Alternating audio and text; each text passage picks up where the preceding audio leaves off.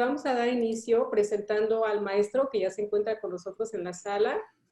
El maestro Isaí tiene maestría en desarrollo organizacional, también tiene una maestría en desarrollo, maestría en educación, en gestión de administración, en procesos educativos. Ha tenido varios cursos de desarrollo integral, competencias laborales, desarrollo de cadenas productivas. También ha tenido cursos de formulación y administración de proyectos en desarrollo regional, cursos de liderazgo, entre otros tantos. Tiene gran experiencia como coordinador en recursos humanos, en áreas de administración, coordina proyectos regionales. Y bueno, pues es un maestro que tiene una amplia experiencia y que seguramente será de gran interés lo que nos expondrá el día de hoy. Pues sin más preámbulo, maestro Isaí, bienvenido, muy buenos días y pues damos buenos inicio. Días. Adelante. Muy buenos días a todos los que nos ven mediante las diferentes plataformas, en Facebook, también en la plataforma de la misma universidad de Unibes. Bueno, agradezco a la universidad que me haya escogido para tocar este tema que ha sido muy controversial y más en estos tiempos que nos encontramos pues derivado de esta situación sanitaria y bueno, algunas otras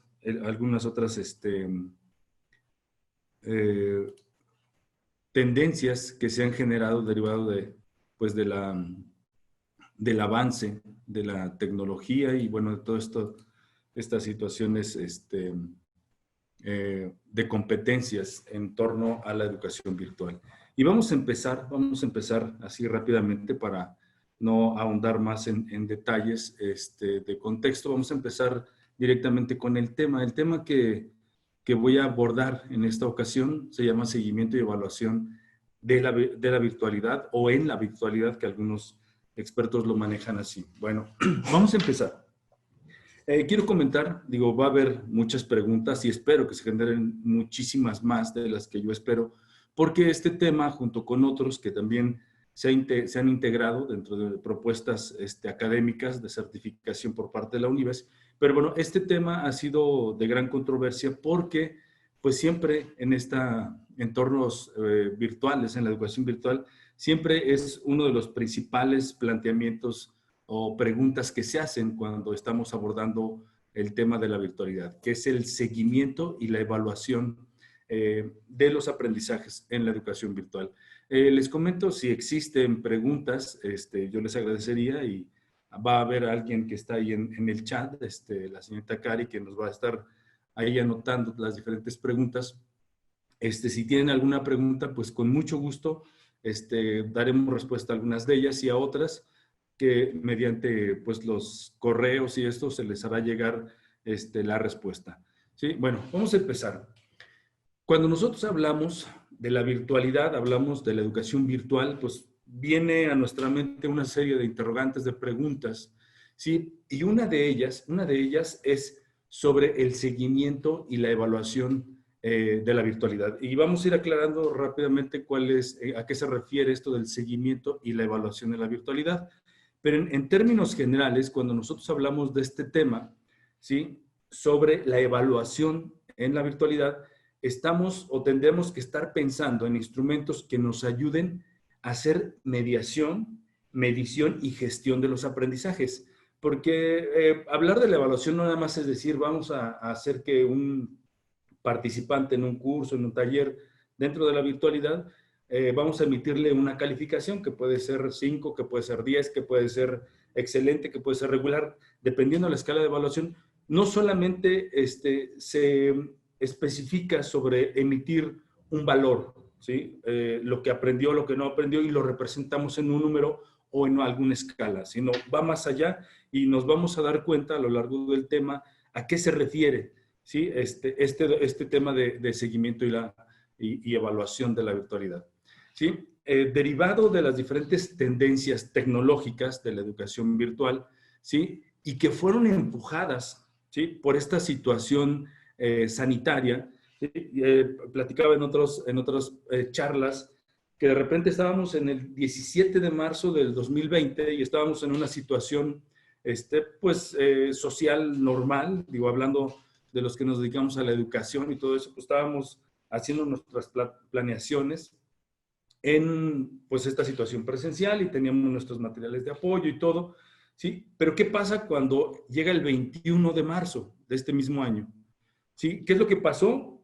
Que nuestro esquema cambió porque hubo una emisión de un comunicado en donde decían, ya no vamos a regresar, o sea, no sabemos hasta cuándo vamos a regresar a una educación presencial. Y entonces todos los que nos dedicamos a la educación empezamos a generar interrogantes sobre cómo enfrentamos esta situación, porque había un comunicado que dentro del mismo comunicado decía que tendríamos que atender esta situación de la educación virtual a distancia, ¿no? Entonces, igual hay algunos otros grupos dentro de la misma sociedad que se dedican a esto de la enseñanza y también empezaron a hacer replanteamientos sobre qué vamos a hacer con esta situación, digo, derivado de la situación sanitaria, pero qué vamos a hacer para dar respuesta a todos esos grupos de interés a los que nosotros atendemos. Si hablamos pues de docentes, hablamos de profesionistas, de capacitadores, etcétera, que se dedican a la educación o a la capacitación, a la actualización, a la profesionalización, ¿sí? ¿Qué fue lo que pasó de manera inmediata? ¿Sí? Les comento así, el 25% del 100% de las escuelas que se dedicaban a la educación presencial y en línea, el 25% del total de las escuelas en el país, en México, cerraron, ¿sí? Ahora, nosotros nos preguntamos por qué cerraron, o sea, por qué una escuela que tenía 100 o 200 alumnos, ¿sí? Y que tenía su espacio, y que ya tenía 5, 10 años, 15 años dedicándose a la educación, ¿por qué cerró? ¿Sí? Entonces, habrá que dar respuesta y ya existe, ¿no? Pero una de las causas principales es que no estábamos preparados para enfrentar esta situación, ¿sí? Otra, del resto de las instituciones que se dedicaban a educación, vamos a decir, entre 30 y 38, 35%, ¿sí? De las escuelas, hablamos de universidades, hablamos de educación básica, media superior, ¿sí? El 35% de su matrícula, y ahorita si nosotros vamos a una escuela particular o a un centro de capacitación o a donde dan academias, el 35% de la matrícula que tenían de forma regular, igual, se perdió.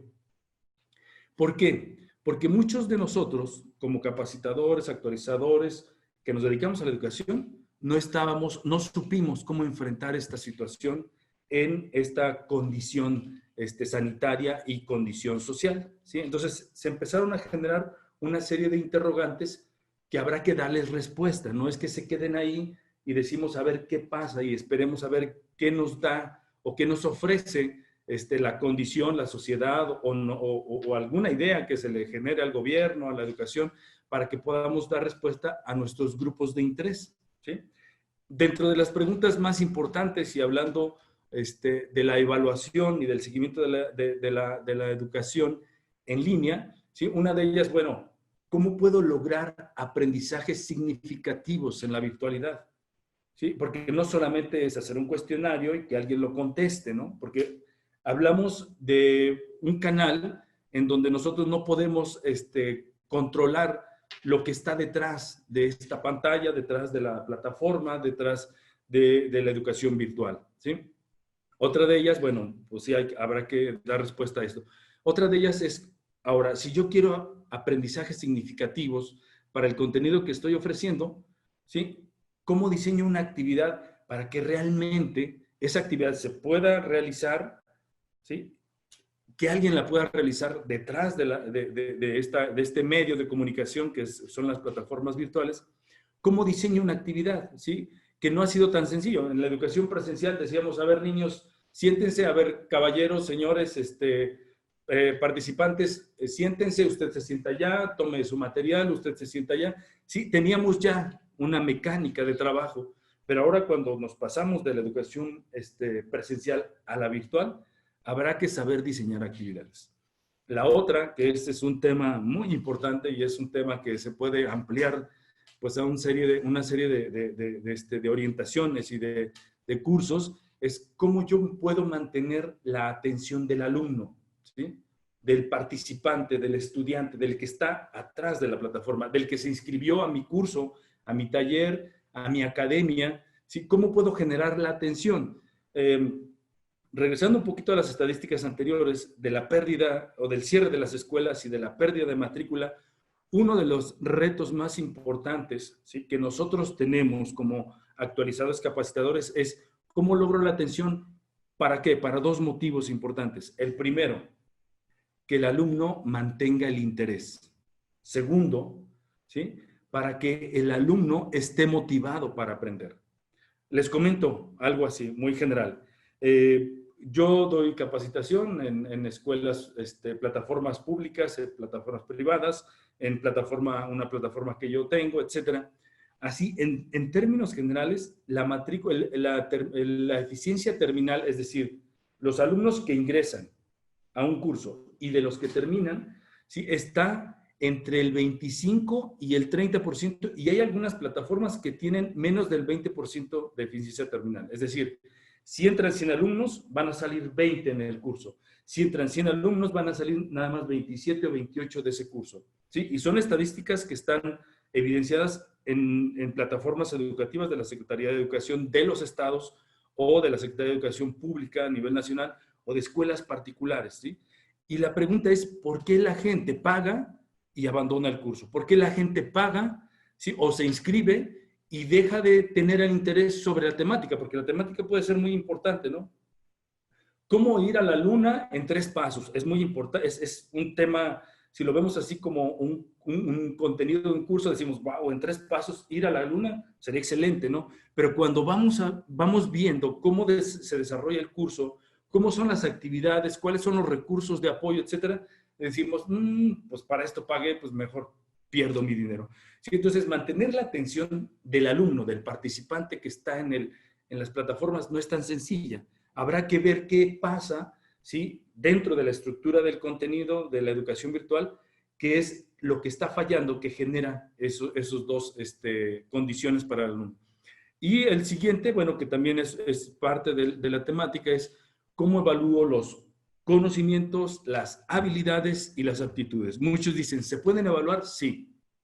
Los contenidos, sí. Y es lo que mayormente hacemos en las plataformas, porque lo que rápido hacemos es, tenemos una plataforma, cualquiera de ellas, hablando de gratuitas, pues, bueno, la suite de Google, tenemos Moodle, tenemos Blackboard, o sea, cualquiera de ellas, y decimos los contenidos, los evalúo rápido en un mapa mental, en un cuestionario, etcétera. Sí, se evalúa muy rápido porque son conceptos, procedimientos, estructura de contenido.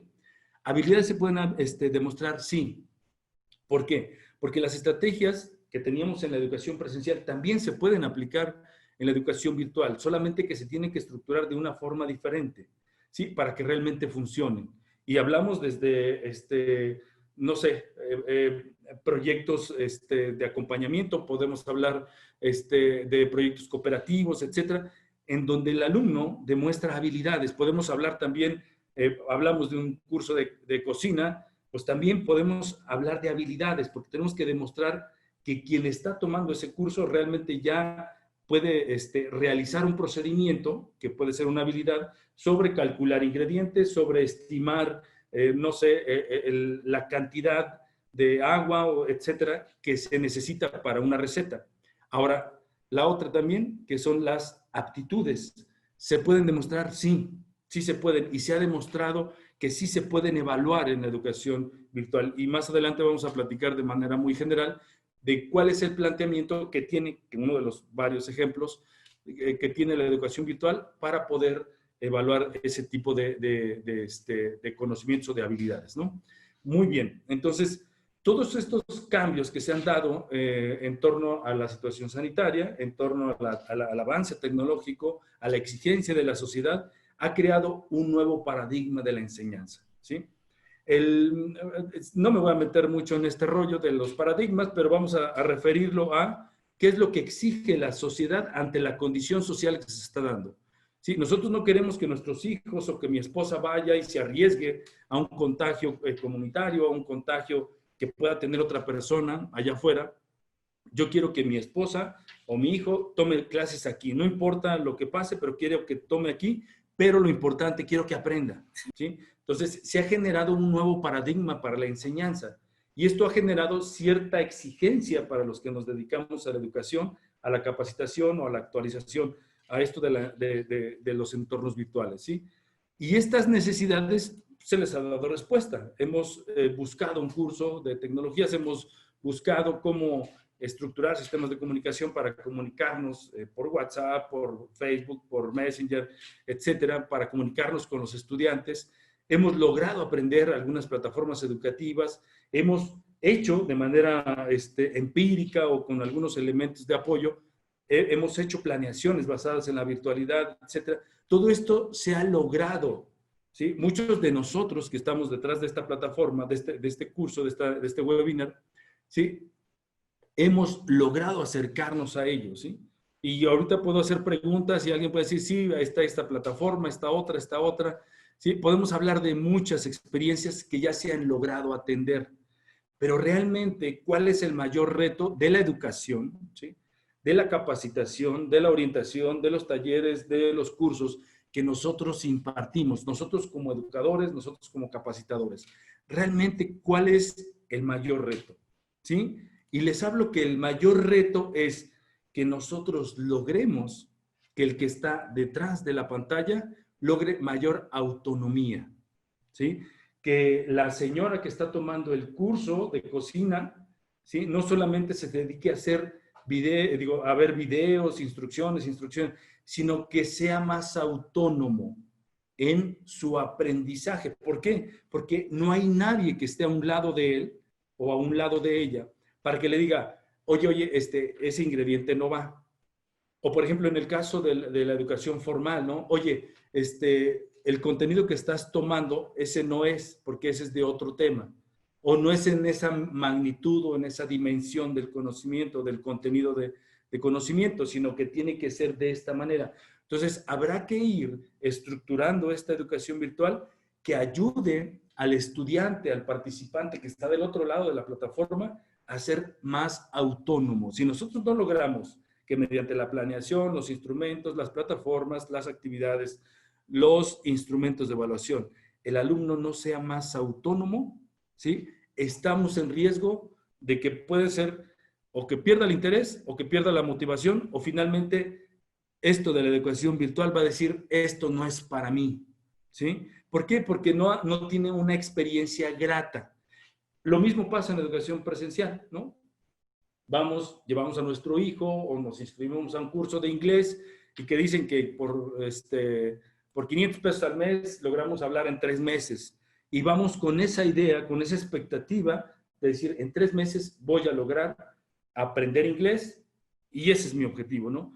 ¿Qué es lo que pasa cuando estamos ahí? Podemos perder el interés o la motivación. Lo mismo pasa en la educación virtual, ¿no? Entonces, habrá que buscar que las estructuras de los contenidos en la educación virtual pueda ayudar a que el participante sea más autónomo, ¿sí? Y esto se puede hacer, sí, definitivamente. Y lo hemos demostrado, digo, UNIBES ha logrado, o hemos logrado, digo, con pues, un grupo de expertos y todos los que tenemos la fortuna de contribuir a esta propuesta, que la autonomía de los que participan en los cursos se pueda ir dando de manera paulatina a tal grado, ¿sí? Que el alumno sea autogestivo, que administre su tiempo, que administre su espacio, que administre su plataforma, sus contenidos y su proceso de enseñanza, ¿sí? O de aprendizaje, en el caso, dependiendo de dónde estemos. Muy bien. Entonces, decíamos que estos nuevos paradigmas generan cambios tanto en el rol del profesor como en el del estudiante. En el caso del rol del profesor, ¿sí? Le ha exigido mayores competencias tecnológicas, de comunicación, de estructura de contenidos, de diseño de actividades en un esquema diferente, ¿sí? Le decía a un maestro en algún momento, oye maestro, ¿cómo haces tu planeación? Hablando de la educación. No, mire, pues yo tengo esto, yo ya tengo una guía desde hace 10 años, yo ya la tengo. Entonces, hablamos ya de una experiencia en la educación presencial. Pero ¿qué pasa cuando eso la pasamos a la educación virtual?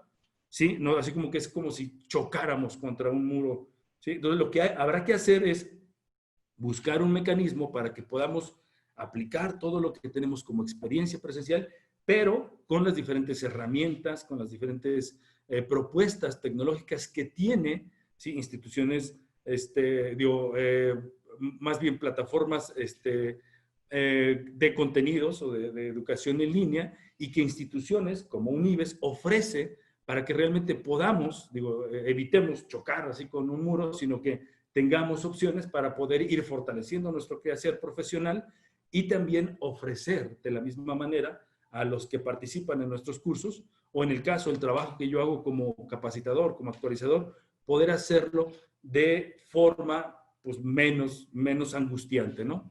Entonces, ha exigido, en el caso, estos cambios han exigido un cambio en el rol del profesor y también del estudiante, que en el caso hablábamos de ser más autogestivo. Algunas de las cosas que podemos ir viendo dentro de este cambio de roles, pues el docente tiene que diseñar contenidos basados en la virtualidad, tiene que buscar orientar el trabajo independiente del estudiante. Hablamos de la misma manera, que sea más autónomo el estudiante, el participante en el curso, en el taller, en lo que corresponda, ¿no? También tiene que saber definir procesos de interacción y comunicación. Hay un tema muy importante, nada más lo menciono así, como los sistemas de comunicación o el proceso de comunicación, la forma de comunicarnos con el estudiante, con el participante, tiene que cambiar de esquema. Nosotros suponemos y pensamos que el hecho de hacer una actividad, una simple actividad en la plataforma o nuestra plataforma, la mandamos y con ese simple hecho estamos diciendo que quien está del otro lado la va a hacer como nosotros la estamos planteando, ¿sí? Habrá que revisar elementos de ese proceso de comunicación que nos permita o que genere una sincronía entre quien está ofreciendo el contenido, el tutor, el docente, quien está montando los contenidos de las plataformas, el propio contenido y el estudiante. Tiene que haber una sincronía en la comunicación, que al momento en que yo le diga ir al foro de participación, realmente quien está del otro lado sepa qué significa dirigirse o en dónde se encuentra el foro de participación o qué significa un foro de participación, ¿sí? Entonces, tendríamos que establecer, muchas veces podemos ser muy redundantes en ocasiones, es decir, por favor, con el clic derecho, hacer, ir a la opción foro y después abrir contenido, abrir tema, agregar tu participación. En ocasiones somos muy referenciados en el texto, en la redacción, pero si tenemos que ser de esa manera en el principio para que realmente podamos contribuir a esa autonomía del estudiante, habrá que hacerlo, ¿eh? Sí, si nosotros tenemos que decirle, por favor, donde está el vaso color blanco, da vuelta a la derecha, así es como tenemos que dar la instrucción. ¿Por qué? Porque estamos iniciando un proceso de comunicación diferente que lo que llevábamos en la educación presencial, ¿sí? Otro punto importante dentro de estos roles, pues la retroalimentación o la realimentación, como se ha ido cambiando este concepto, sobre el avance y evaluación de los aprendizajes, y también integrar estrategias para la nivelación y el rezago, que muchas plataformas, muchos contenidos no lo consideran. Esto de la nivelación, decimos, bueno, pues yo tengo mi curso, quien lo quiera terminar, quien lo quiera hacer, pues es su decisión, sí, pero habrá que también integrar estrategias que nos ayuden a ayudar a los que se quedaron un poquito atrás, o realmente a los que no han logrado, ¿sí?, entender los contenidos y que se encuentran en una situación de rezago. Hablando de rezago, pues bueno, aquellos que no han logrado ser el promedio de aprendizaje que nosotros esperamos en la educación virtual. Sí, y en el caso del estudiante, que hablábamos de que tiene que ser un poquito más autogestivo, ¿sí?, el estudiante, para que tenga mayor autonomía, tiene que ser constructor de su propio conocimiento, generador de soluciones, tiene que tener mayor autonomía personal, tenemos que buscar orientarlo a que tenga un trabajo colaborativo efectivo, ¿sí? Tenemos que buscar que él mismo administre su propio tiempo, y para ello tenemos que ofrecerle todos los recursos, todas las instrucciones que le ayuden a administrar su propio tiempo. Y finalmente, y un punto clave, es que sea muy responsable en su proceso de aprendizaje, porque él es el responsable. Nosotros estamos detrás de la pantalla. ¿sí? Pero tenemos que hacernos presentes de forma virtual con un diseño, una estructura de contenidos que sea muy efectiva para esta educación virtual. Y entonces, regresando o siguiendo con este tema de la evaluación, del seguimiento de la educación virtual, nosotros tenemos que buscar que quien participe en un curso, tenemos que evidenciar el logro de sus aprendizajes. Y lo decíamos en un principio dentro de las interrogantes, tiene que haber conocimientos, habilidades y aptitudes. Tenemos que insistir en evidenciarlos. Nosotros, como participantes en un curso, ustedes cuando se inscriban en un curso, ¿sí? Se van a preguntar, ¿y qué voy a aprender? ¿Y para qué me va a servir eso? ¿Sí? ¿Cómo lo voy a aplicar si yo soy académico? ¿Cómo lo voy a aplicar si soy capacitador? ¿Cómo lo voy a aplicar si yo doy inducción en mi empresa? O mi idea es incorporarme a una escuela en donde sea yo un tutor virtual, etcétera. Sí, realmente la preocupación de los que nos inscribimos a un curso es cuáles son los aprendizajes que voy a lograr y cómo me va a servir, porque nosotros queremos que lo que aprendamos funcione de forma mediática, es decir, que no en 10 años lo vaya a utilizar, sino que para mañana, en un mes, en 2 meses, lo pueda utilizar y que eso contribuya no solamente a mejorar mi ejercicio profesional, sino también quizá, y muchos de nosotros lo vemos así, pues bueno, generar un ingreso adicional, que eso es muy bueno para todos, ¿no? Y más en esta situación económica en la que nos encontramos. Entonces, para que nosotros podamos lograr eso, tenemos que dar un seguimiento y una evaluación efectiva, ¿sí? Que ese es el tema clave de este webinar, ¿no? Entonces, tenemos que dar un seguimiento y una evaluación efectiva, ¿sí? Pero tenemos que partir de esta importancia que tiene la evaluación dentro de los cursos en línea, dentro de los contenidos en línea, dentro de la educación virtual, ¿sí? Y partimos de una realidad. ¿Sí? Habrá que ver, si yo le dijera, por ejemplo, a José Antonio o a Javier, que está en línea, y lo pusiera en línea, ¿cuál es la mayor preocupación que tenemos al momento de decir, quiero que me diseñes, que impartas un curso, un taller, ¿sí? Pero quiero que los aprendizajes se puedan lograr en quien participe, ¿sí? Y quiero que me digas bien la estructura de cómo lo vas a lograr. Pues José Antonio va a decir, ¿y cómo le voy a hacer? Porque para mí es hacer un cuestionario y que el cuestionario tenga mayor de 8. Si saca 7 mayor de 8, pues es un buen resultado. Entonces, logré mi propósito. Efectivamente, sí, pero en este caso, en la educación virtual, tiene que ser diferente. Y cuando nosotros nos enfrentamos a decirle a José Antonio, oye, José Antonio, estructúrame un contenido con propuestas claras que logre que haya aprendizajes en quien participe. Entonces, ¿qué va a pasar? Todo esto nos inquieta. O sea, si nosotros ponemos a 10 desarrolladores de contenido o quienes se dedican a la educación virtual, quienes quieren incorporarse en esta dinámica, ¿sí? Van a decir, no, eso para mí no, mejor me voy a dedicar a lo que tengo ahorita, ¿no? Digo, sí hay una respuesta clara, sí hay formas de poder enfrentar esta situación. Lo que pasa es que ahorita nos angustia mucho esto.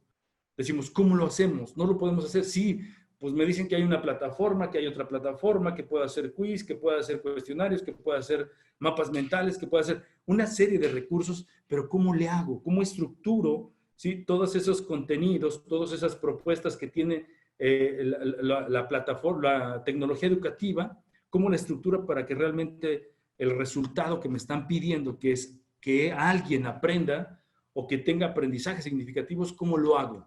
¿Sí? Entonces, habrá que replantear, ¿sí? Antes de pasar a la propuesta, habrá que replantear qué es lo que nosotros esperamos en la evaluación virtual, ¿sí? ¿Qué es lo que nosotros queremos? ¿Sí? Y hablando de forma muy general, sin meterme a cuestiones muy pedagógicas o filosóficas, cuando nosotros decimos de un docente, de un investigador, de una ama de casa que hizo sus contenidos para capacitar en repostería, alguien que se dedica a la capacitación en la empresa, alguien que que se dedica en el área de recursos humanos, pues a dar inducción o capacitación o actualización. ¿Sí? Lo importante que tenemos que visualizar al momento en que nosotros impartimos un contenido en línea, ¿sí? Tenemos que verlo de esta manera, aunque no seamos pedagogos, aunque no seamos educadores, etcétera. Cualquier contenido que nosotros pongamos en una plataforma tiene que ir orientado hacia una formación integral, que algo tiene que contribuir en la persona. ¿Sí? Si yo voy a enseñarle a una ama de casa a cómo hacer una receta, eso le va a ayudar a ella. ¿Sí? En muchas de las cosas, no nos vamos a meter en muchos detalles, pero si nosotros hacemos que esa persona logre desarrollar una receta y tener una receta, y esto le genera un ingreso adicional a la persona, excelente. ¿Sí? Estamos contribuyendo a una formación de esa persona, de esa ama de casa, de ese niño, de ese estudiante, de ese participante, de ese trabajador, de ese obrero. ¿Sí? La otra, toda educación tiene una finalidad. Toda educación, hablando de educación informal, formal, presencial, no presencial, etcétera, tiene que tener una finalidad. ¿Por qué? Porque si no perdemos de vista el propósito de educar al otro, ¿sí? De contribuir a que sea mejor la otra persona, mejor el ama de casa y en el caso, finalmente, que también contribuye a eso, que yo sea mejor como persona y como profesionista, como capacitador.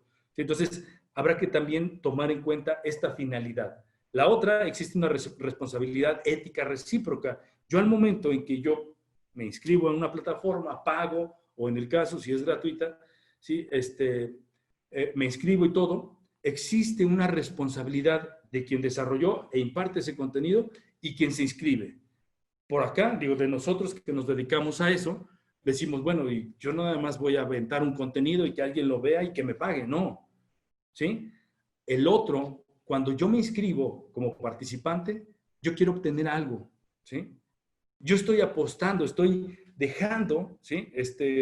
O destinando recursos, digo, no solamente el dinero, sino mi tiempo, mi espacio, muchas cosas, para que yo pueda adquirir un beneficio. Entonces, sí existe una responsabilidad ética recíproca, tanto de quien imparte el curso y diseña, como quien recibe ese contenido. Entonces, no tenemos que perder de vista este punto, ¿no? La otra también, que buscamos dentro de esta responsabilidad y de esta finalidad en general de la evaluación, es si yo soy capacitador y lo que sea, tengo que buscar que los estudiantes logren mejorar de forma continua, y hablábamos hace un momento de la autonomía, que sean más autogestivos, y también tomar decisiones. ¿Qué pasa si yo veo, dentro de esta estadística que decía hace un momento, de entre el 25 y el 35% de la gente que solamente concluye un curso en educación en línea, ¿qué pasa con el resto? ¿Qué pasa con el 70, con el 75%? Habrá que preguntarles, ¿sí? ¿Y qué es lo que nosotros tendríamos que hacer de manera responsable con ese 70% de los estudiantes que no terminan? ¿Sí? Habrá que ver qué está pasando. Y nosotros tendríamos que buscar o tomar una decisión para que en el siguiente ejercicio, ¿sí? En el siguiente contenido que nosotros impartamos, ese 70% disminuya. ¿Sí? En otros ámbitos se habla de mejora de la educación. Si nosotros hablamos de esta mejora de la educación o de la calidad de la educación, ¿sí? Tendríamos que ir reduciendo. Si nosotros teníamos un abandono del 70%, pues reducirlo al 60%, reducirlo al 50%, reducirlo. ¿Sí? Quizá no lo vamos a eliminar totalmente, pero sí podemos hacer más eficiente el proceso de enseñanza, el proceso que nosotros llevamos a cabo mediante la educación virtual. ¿Sí? Y sí se puede hacer. Habrá que ver qué es lo que tendríamos que hacer. ¿Sí? Bueno, y finalmente también debemos de identificar prácticas profesionales, prácticas docentes exitosas. Nosotros como sociedad no podemos mejorar si nosotros no identificamos qué es lo que está funcionando bien. Si al vecino le está funcionando bien hacer una acción para contener cualquier situación de la colonia, pues habrá que replicarlo en mi casa. Digo, con esto de la seguridad o la inseguridad, si al vecino le funcionó poner una alarma, ¿sí? Y que le da una alerta si alguien está en las inmediaciones de su hogar, pues yo lo voy a hacer porque a él está funcionando y ha evitado que alguien pueda pues, entrar en su casa de manera indebida. Entonces, habrá, en el caso de las prácticas profesionales o docentes de la educación virtual, si nosotros identificamos una práctica exitosa, habrá que replicarla, ¿sí? Bueno, continuando con el tema, habrá que tomar en cuenta dentro de la evaluación efectiva, y seguimos en el tema de la evaluación efectiva, algunos elementos importantes que habrá que ir incorporando, e insisto, sí podemos investigar y la información en Internet es vasta o sea, podemos dedicarnos media vida a investigar y seguiremos investigando y seguirá habiendo información ahí. Pero lo que sí habrá que hacer es formalizar, es decir, incorporarnos a programas de capacitación o de actualización que me ayuden a ir incorporando estas prácticas efectivas. ¿Cuáles son algunos de los elementos importantes de la evaluación efectiva? ¿Sí? Hablando de la planeación curricular o planeación del contenido. Si vuelvo a lo mismo, dediquémonos a lo que nos dediquemos. Yo, por ejemplo, pues soy diseñador, capacitador, tutor, ¿sí? Pero si tengo un taller de carpintería y quiero enseñar lo que yo sé o impartir cursos para que alguien sepa hacer muebles, tengo que planear bien qué es lo que voy a enseñar. Perdón. Tengo que planear bien lo que voy a enseñar, porque no solamente voy a decir, voy a hacer videos en YouTube o voy a subir mis textos en cualquier plataforma, ¿no? Habrá que planear bien qué vamos a enseñar, por mínimo que sea, si nosotros planeamos, ¿sí? Y los principios de la planeación así también lo establecen, la planeación determina un grado de éxito de lo que vamos a hacer, ¿sí? Entonces, habrá que apostarle a la planeación para que ese éxito se pueda dar, ¿sí? La siguiente, que también son estrategias de aprendizaje, hablando de la virtualidad. Insistía, digo, sí hay prácticas exitosas en la educación presencial y que esas se pueden montar o se pueden mudar, pueden transitar hacia las plataformas educativas. Lo que habrá que hacer aquí es cuáles son los medios, canales o recursos que yo tengo en la educación o en las plataformas en línea para poder transitar ese ejercicio profesional que yo tengo y que ahí está y que para muchos, digo, conocemos nosotros, digo, yo conozco mucha gente que es buena repostera, que es un mecánico excelente, que es un capacitador efectivo, que tiene un dominio un dominio impresionante del público, ¿sí? Entonces, habrá que aprovecharlo, pero habrá que ver qué recursos necesito para que este ejercicio que tiene en la educación presencial lo pueda tener en la educación en línea. El diseño de actividades es importante, tienen que ser instruccionales, así, detalladamente instruccionales, para que la actividad no solamente se pueda realizar sin la asistencia del tutor, porque no vamos a estar ahí a un lado del participante, ¿sí? Estamos del otro lado. Y vamos a estar presentes en la medida en que nosotros logremos diseñar una actividad de forma muy efectiva, muy instruccional. Debemos también conocer plataformas educativas, existen muchísimas, unas gratuitas, otras de paga, otras temporales, etcétera. Tenemos que conocer cuáles son las que nos integran mayores recursos para que no estemos en una plataforma, luego en otra. Es que esta no me ayuda a poner, no sé, un cuestionario en línea. Entonces me voy a otra. Es que esta no me ayuda a tener un foro de discusión. Entonces me voy a otra.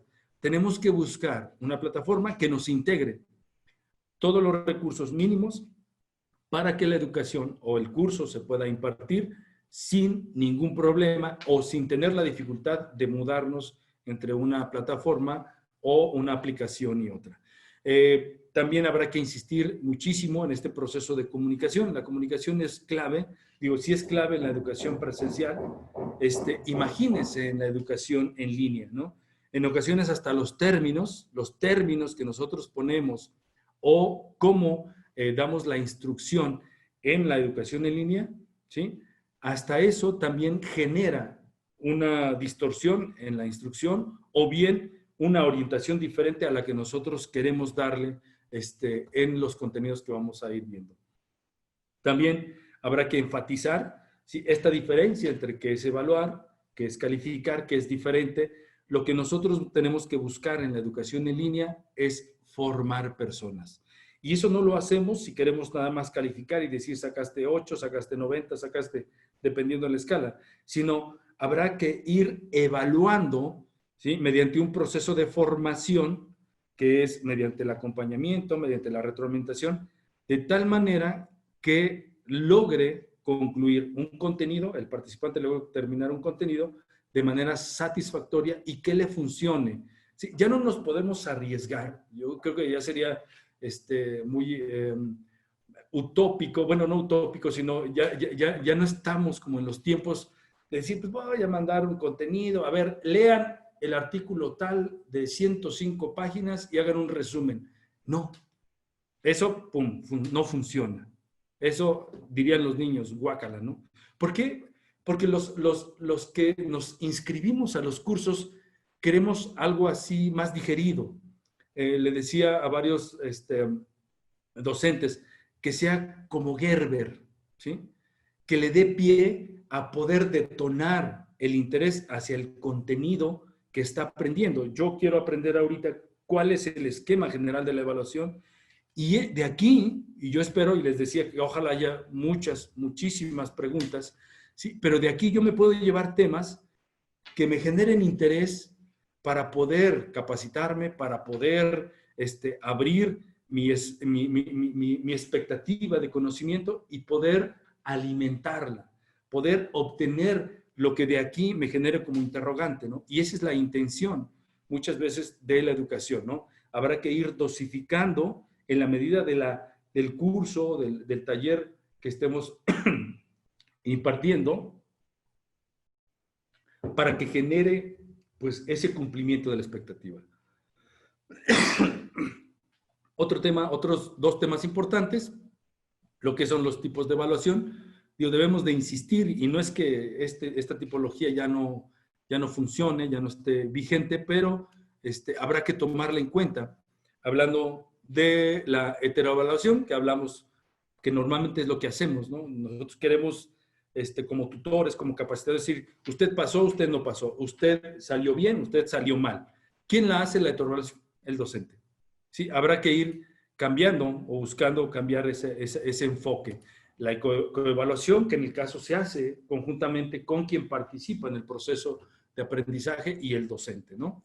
Que en el caso puede ser el alumno docente, puede ser el capacitador participante, puede ser el ama de casa, el capacitador, etc. Y la autoevaluación, que en el caso de la educación en línea, tenemos que buscar que los participantes, ¿sí?, tengan participación, valga ser la redundancia, en su autoevaluación, es decir, que aporten, que den evidencia de qué tanto aprendieron, porque ese es un recurso importantísimo dentro de la evaluación, porque no estamos ahí para decir si el alumno tiene mejores habilidades, mejores aptitudes al final del curso que como inició. Finalmente, también tenemos que buscar en qué momento tenemos que evaluar, si va a ser una evaluación diagnóstica, es decir, hay algunos cursos, algunos talleres, algunos contenidos que tenemos que saber qué tanto sabe el estudiante, y esto nos ayuda a hacer una planeación más efectiva. La evaluación inicial, que es al momento en que yo arranco mi curso, ¿sí?, ¿qué tanto sabe el estudiante de lo que yo voy a estar impartiendo? Si es carpintería, ¿qué tanto sabe de los tipos de madera, de los cortes, de los tipos de corte, ¿sí?, de los acabados, etcétera, de las herramientas? Sí, tenemos que indagar. La evaluación formativa, que es la que le tenemos que apostar a la educación en línea, que es una valoración continua del aprendizaje. No tenemos que soltar al estudiante, al participante en el curso, ¿sí?, a menos que queramos que se pierda o que ya no tenga interés sobre el curso, pues bueno, pero si nosotros queremos generar un continuo entre el docente, quien imparte el curso, ¿sí?, el contenido y el estudiante, tenemos que generar esa evaluación formativa continua que nos ayude a ir apoyando, a ir ofreciéndole lo necesario para que pueda concluir de manera satisfactoria.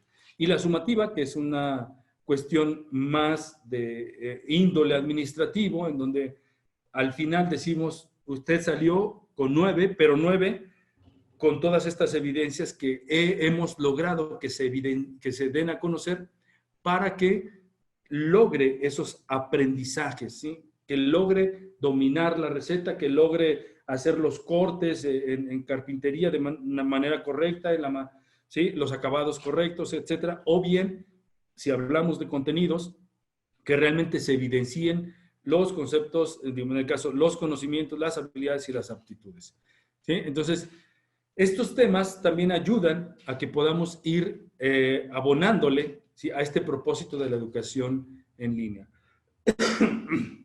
Bueno, para ir tocando este tema de la evaluación, sí, dentro de la educación virtual existe como un proceso de evaluación.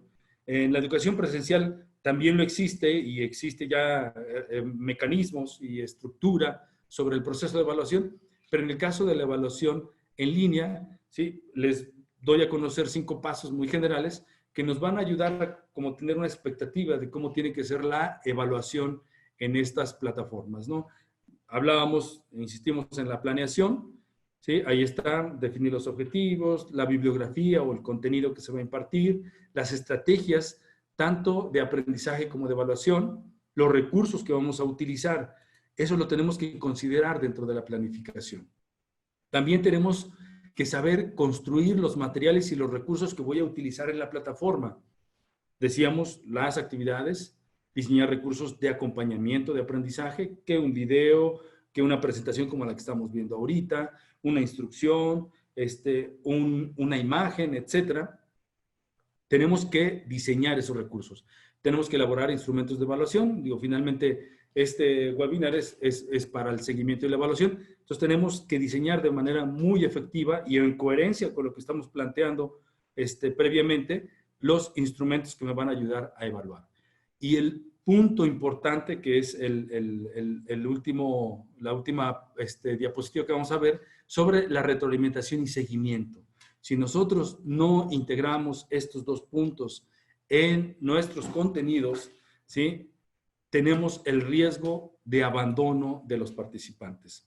Una vez que nosotros terminamos de hacer el diseño de estos materiales y todo esto, ¿sí? Habrá que hacer un pilotaje, no solamente ya hice mi presentación y la mando, pues habrá que hacer una revisión, ¿sí? De los contenidos, de los recursos, de los instrumentos. Es más, pues alguien puede decir, oye, compañero, revisa mi cuestionario, usted revisa la respuesta. Tenemos que hacer un pilotaje general de estos instrumentos.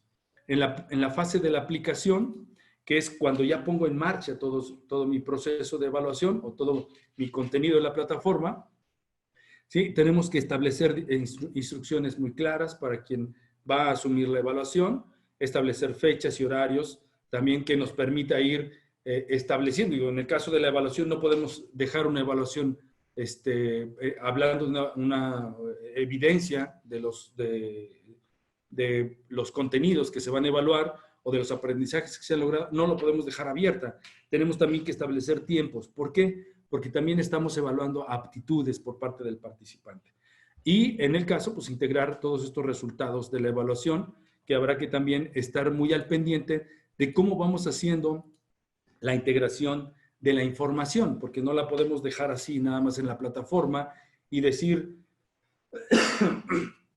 mañana le evalúo, mañana le doy seguimiento.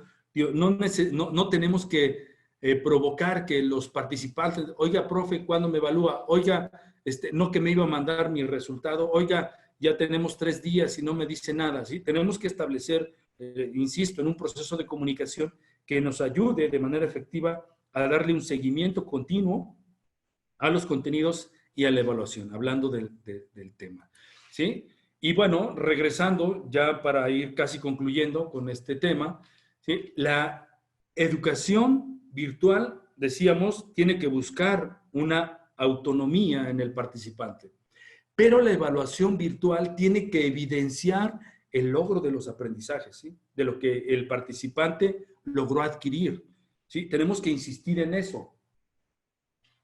Y en el caso, pues va acompañado con la autonomía. ¿Cómo lo hacemos? ¿Cómo lo hacemos? ¿Sí? Lo podemos hacer de forma muy práctica y con resultados que se han logrado en muchos ejercicios mediante la retroalimentación y la reflexión.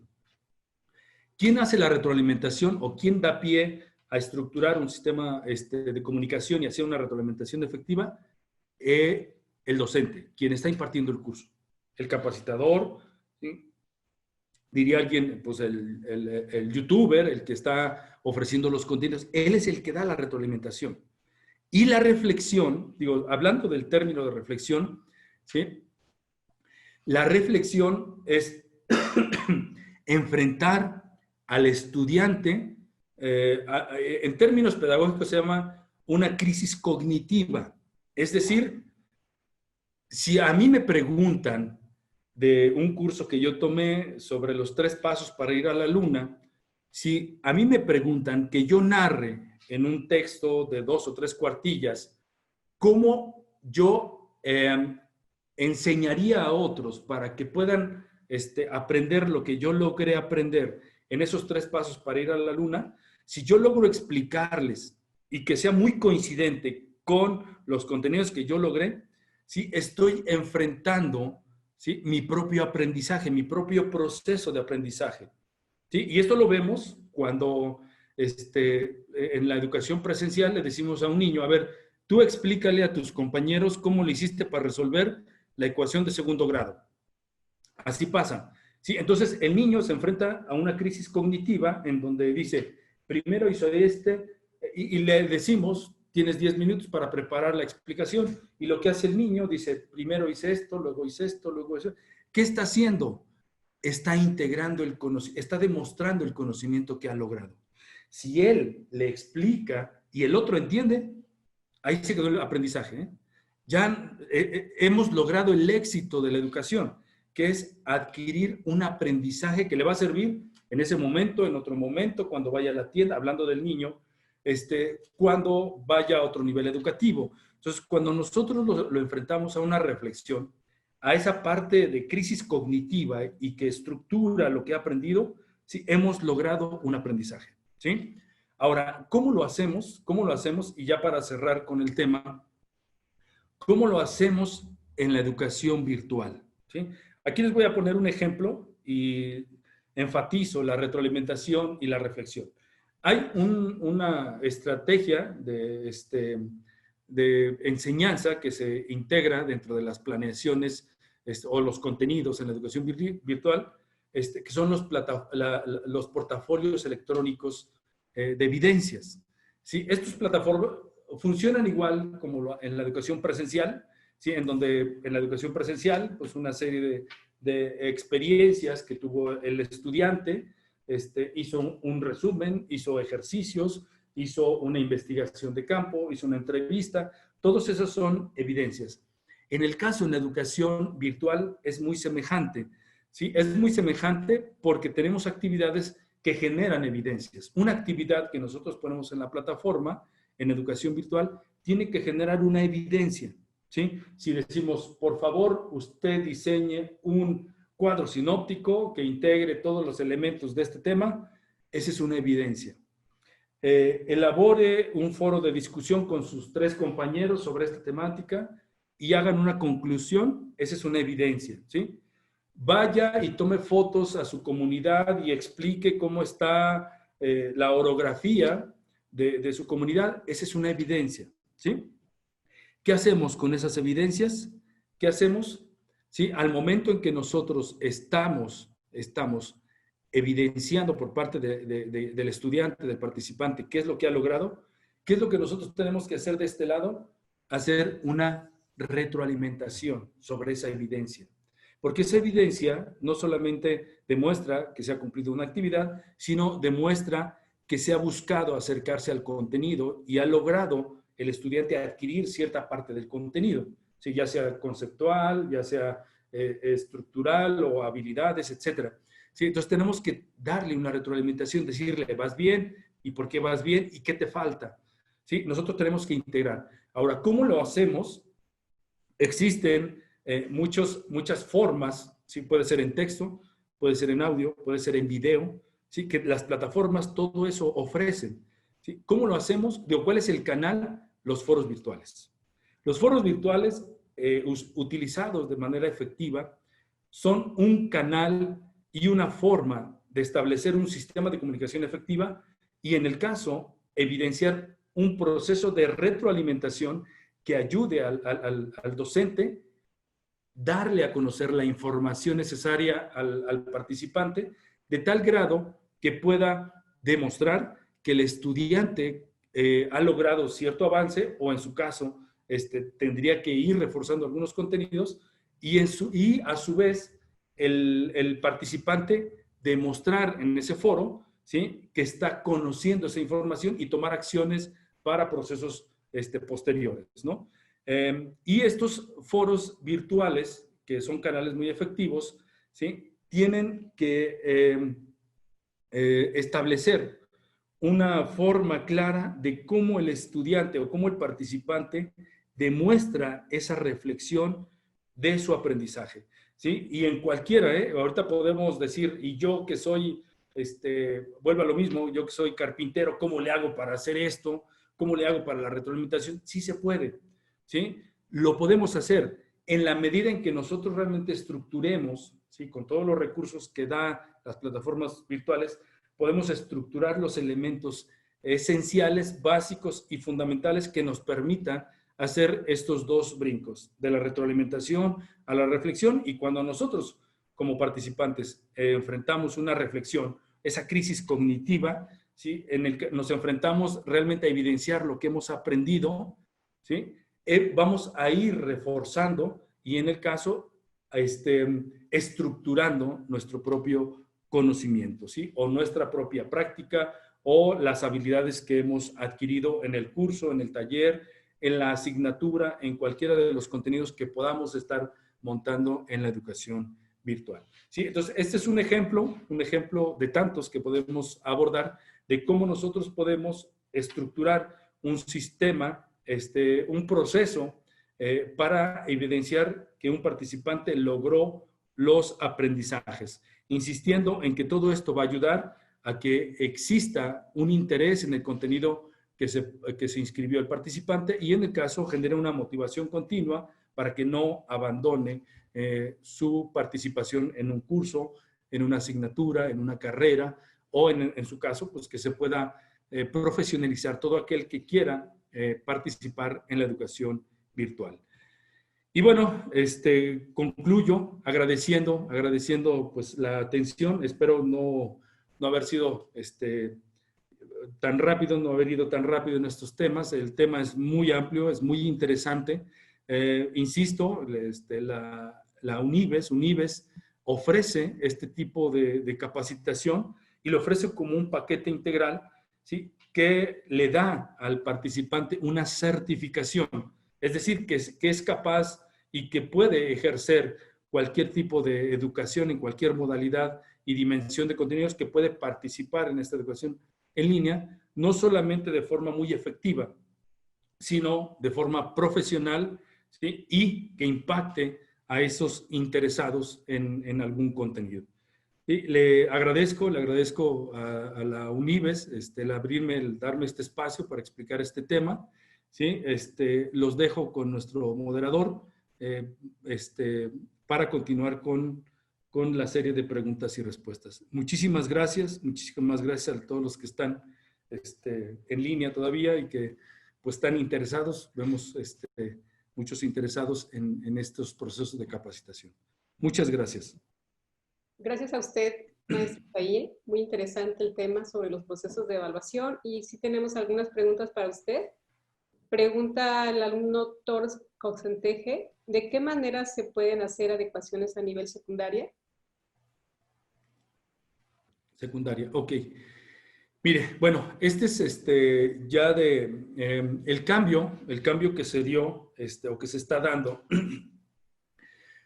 La Secretaría de Educación Pública emite recomendaciones e integra una modalidad de educación a distancia que se le denomina modalidad híbrida, ¿sí? No es mixta, no es a distancia, sino integra como todos los elementos.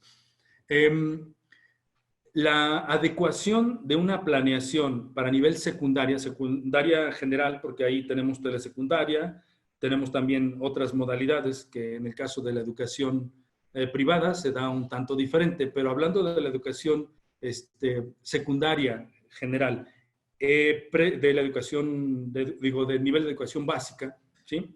Lo que tenemos que hacer es analizar el contexto. Analizar el contexto. En un tallercito que el otro día realizábamos precisamente con esto de la educación híbrida, que todos decimos, sí, es educación híbrida.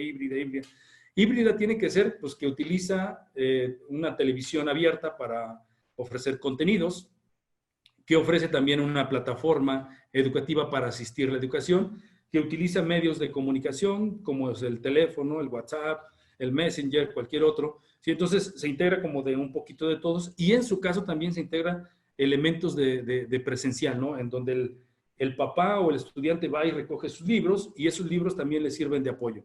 ¿Cómo tenemos que hacerlo? Habrá que ver el contexto. No es lo mismo hacer una planeación para una zona rural en donde no existe tanto acceso a medios de comunicación más que la televisión. Entonces, habrá que ir integrando y generando participación, ¿sí? Aquí sí es, en la medida de lo posible, generar participación de quien apoya al estudiante, que en el caso es el papá, el tío, la abuelita o el mismo estudiante con todas las medidas recomendables, que ahorita no se les dice, o sea, no se les señala que habrá que decirle al alumno que vaya por algún material de apoyo, sino aquellas personas que puedan apoyar al estudiante, integrar este elemento en la planeación, para que nosotros, porque la dificultad, y hablando del tema de la evaluación, ¿sí? La dificultad es cómo yo logro, y no es lo mismo hablar de primer grado de secundaria que de segundo o de tercero. Los de primer grado es muy complicado porque no sabemos ni siquiera cuál es el ritmo de aprendizaje, cuáles son sus aprendizajes previos, etcétera. Pero sí tendríamos que integrar que alguien, ¿sí? Hablando de las zonas rurales o donde no hay mucho medio de comunicación, que alguien pueda ser un aliado del proceso de aprendizaje. Puede ser el papá, el estudiante, y que nosotros, en la medida de los recursos que tenga la escuela, podamos generar esas evidencias, ¿sí? En donde el estudiante, digo, quien está apoyando el proceso, vaya y, de acuerdo a lo que nosotros tenemos como planeación, recoja esos materiales de evaluación que evidencien los aprendizajes, ¿sí? Hay otros elementos que son importantes que, bueno, me extendería mucho, pero sí habrá que tomar en cuenta aliados dentro del proceso, ¿sí? Porque nosotros no logramos, y hablando de mayor autonomía en los estudiantes, que hablando de lo que es secundario, de educación básica, pues sí tendríamos que tener aliados.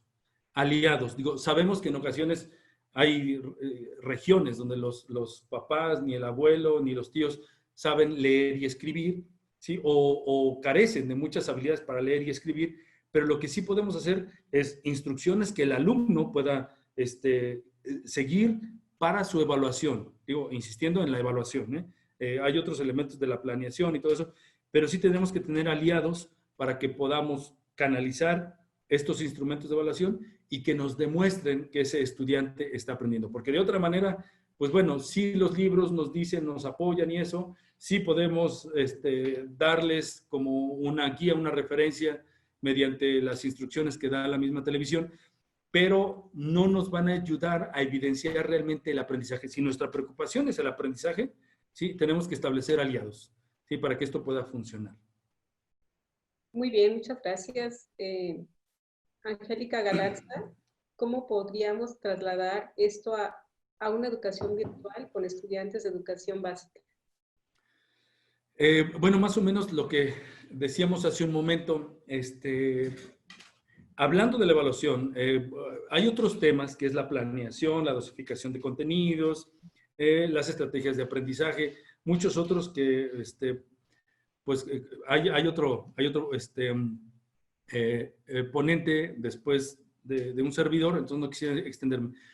Lo que sí está funcionando, y le puedo hablar de muchas experiencias que se han tenido, pues aquí cerca, estoy en el estado de Guanajuato, entonces hemos tenido experiencias que se hicieron al cierre del ciclo anterior, ¿sí? En la región de Pénjamo, Basolo, digo, los que más o menos ubiquen el estado, en donde este ejercicio de tener aliados, ¿sí? Aliados no que suplan al estudiante, al docente, sino aliados que me ayuden como docente a poder demostrar que el alumno aprendió. Insisto, si realmente nuestra preocupación es que pueda evidenciar que el alumno está aprendiendo, ¿sí? Entonces tenemos que tener esos aliados. ¿Sí? No tenemos que generar, digo, lo que muchos memes ahí evidencian, que la educación efectiva desde casa y la mamá está atrás con una chancla en la mano, no. Digo, eso puede funcionar quizá en otra dimensión, pero si nosotros tenemos esa preocupación, tenemos que generar alianzas. Pero en el caso, nosotros tenemos que diseñar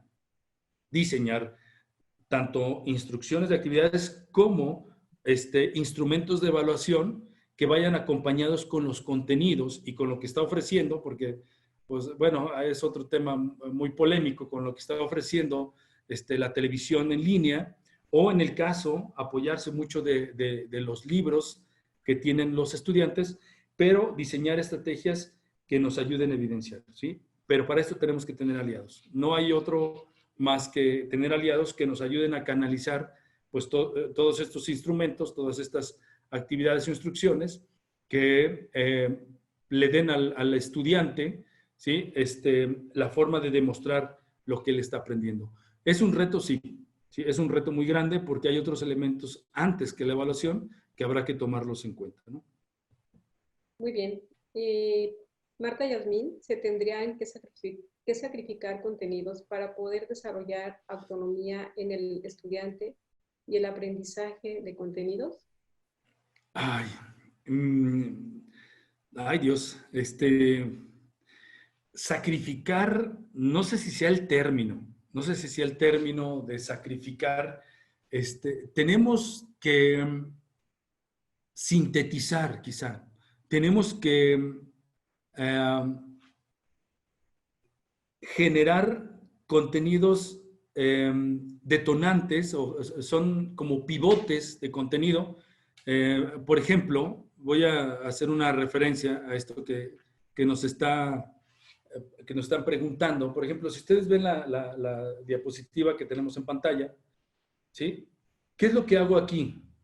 Yo puedo decirles, puedo darle clic ahí en cualquiera de las ligas y me puede abrir todo un análisis teórico, conceptual, sobre la heteroevaluación, ¿sí? ¿Pero qué hice? La heteroevaluación, ¿quién la hace? El docente. Vámonos a otra, ¿sí? Evaluación inicial, indagar los conocimientos previos. Yo sé que a nivel básico tiene que ser diferente, ¿sí? Tiene que ser muy diferente. Pero si nosotros tomamos en cuenta, ¿sí?, las capacidades que tiene el estudiante en una edad cronológica, ¿sí?, vamos a entender que si nosotros le explicamos que el término sociedad es un grupo de personas que interactúan, como es su colonia, que interactúan para poder realizar actividades cotidianas como ir a estudiar, ir a trabajar, etcétera, ¿sí?, le va a ayudar a entender más ese concepto que si le damos un concepto de Augusto Comte o de cualquier otro sobre el concepto de sociedad. Y lo mismo pasa en otros niveles educativos. Entonces, ¿qué tenemos que hacer? ¿Sí? Yo sé que es muy complicado verlo ahorita así, de manera muy rápida o muy concreta, ¿no?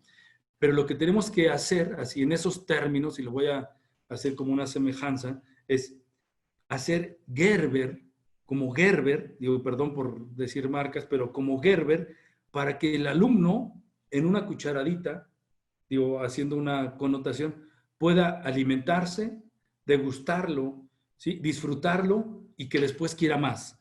Y que en el caso pueda generar como un pivote hacia otros contenidos. Si nosotros, digo, me ha pasado de manera pues un tanto exitosa porque habrá que ver el contexto, digo, todos los que nos dedicamos a la docencia sabemos que tenemos que analizar el contexto. Si nosotros no hacemos una evaluación clara de los aprendizajes clave, digo, aprendizajes previos y las capacidades que tiene el niño a una edad cronológica, ¿sí?, no podemos tener un éxito como el que esperamos. Si nosotros hacemos un diagnóstico claro, ¿sí?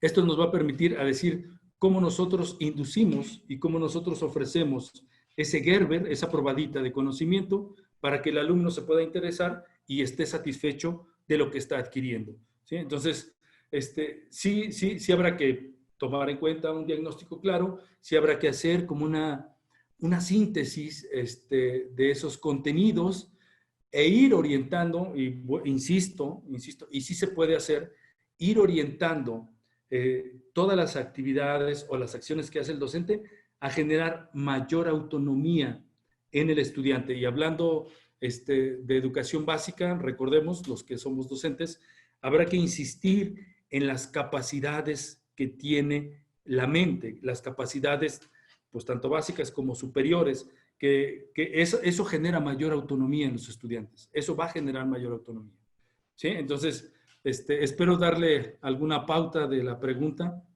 pero sí se podría en esa dimensión, ¿no? En esa medida en que nosotros podamos ir como así, no un acordeón, porque esa es otra cosa, sino ir haciendo contenidos clave, referenciados para que puedan adquirirse los conceptos básicos o la estructura del conocimiento que se desea o que se espera que logre el estudiante. Muchísimas gracias, maestro Isaí. Realmente un tema muy, muy interesante. Muy contentos con su participación. Todo muy, muy bien, muy, muy enfocado y sobre todo aterrizado a nuestra educación virtual. Le agradecemos mucho el haber participado en este webinar.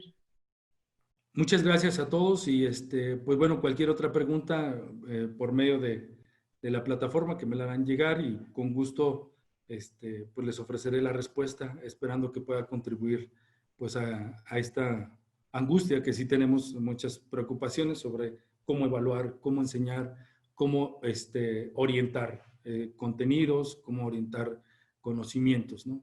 Les agradezco muchísimo a todos los que están en línea, a todos los que participaron en este webinar y a la UNIBES, quien abrió estos espacios y que también participamos en algunos cursos. Y bueno, pues ha sido un placer y será un gusto volver a verlos.